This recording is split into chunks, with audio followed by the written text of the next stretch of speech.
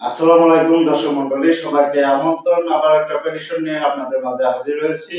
তবে আজকে প্রেডিকশন মূলত না, তবে বাংলাদেশ এবং শ্রীলঙ্কার মধ্যকার তিনটি ওডিআই ম্যাচের সিরিজের আগামীকাল প্রথম ওডিআই ম্যাচ অনুষ্ঠিত হবে বাংলাদেশ সময় দুপুর ৩টে। এই ম্যাচের স্কোয়াড নিয়ে আপনাদের মাঝে হাজির হয়েছি।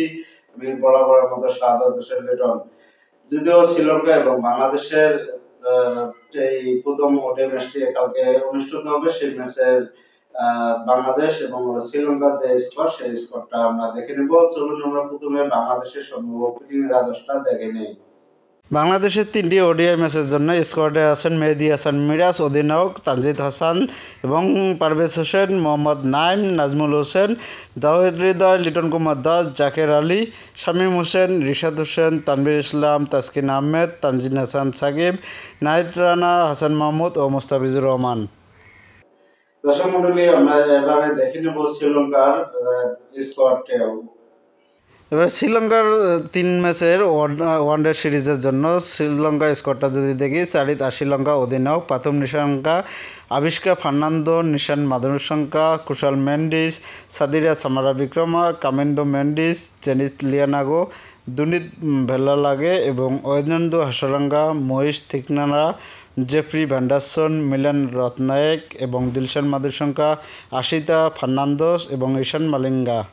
বাংলাদেশের বিশেষ করে ওডিআই ম্যাচে খুব ভালো রেকর্ড অতীতে ছিল। গত 1 বছর ধরে বাংলাদেশের ওডিআই ম্যাচে হতাশাজনক পারফরমেন্স করেছিল, যেটা হলো ফেভারিট ফরম্যাট ওডিআই ম্যাচ।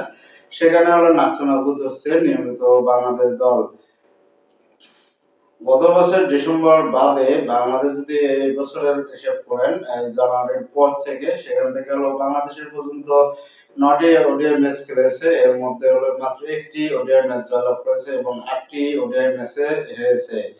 দুই দলের আমি অবশ্য কালকে প্রেডিকশন নিয়ে আপনাদের মাঝে হাজির হব, পিচ রিপোর্ট এবং চূড়ান্ত স্কোয়াড নিয়ে।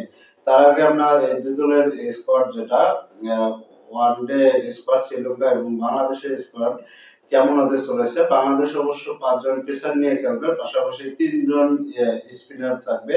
শামীম হোসেন পাটোয়ারি, রিশাদ হোসেন এবং তানভীর ইসলাম, এই 3 জন স্পিনার। পাশাপাশি মেহেদী হাসান মিরাজ, সেও স্পিনার আছে, কিন্তু মূল একাদশে কারা থাকবে সেটা দেখার বিষয়। সেটা প্রেডিকশন নিয়ে অবশ্য আপনাদের সাথে কালকে হাজির হবো। তবে এই দুই দলের স্কোরটা কেমন হলো আপনারা অবশ্যই কমেন্ট সেকশনে কমেন্ট করে জানাবেন। বাংলাদেশ এবং শ্রীলঙ্কার মধ্যকার আর এই খেলায় কে জয়লাভ করতে পারে বলে মনে হয় আপনারা কমেন্ট জানাবেন। আর ফাইনালি বাংলাদেশ এবং শ্রীলঙ্কার প্রথম ওডিআই ম্যাচের প্রেডিকশনটা আপনাদেরকে আমি দিয়ে দেব আগামীকালকে এই ম্যাচে।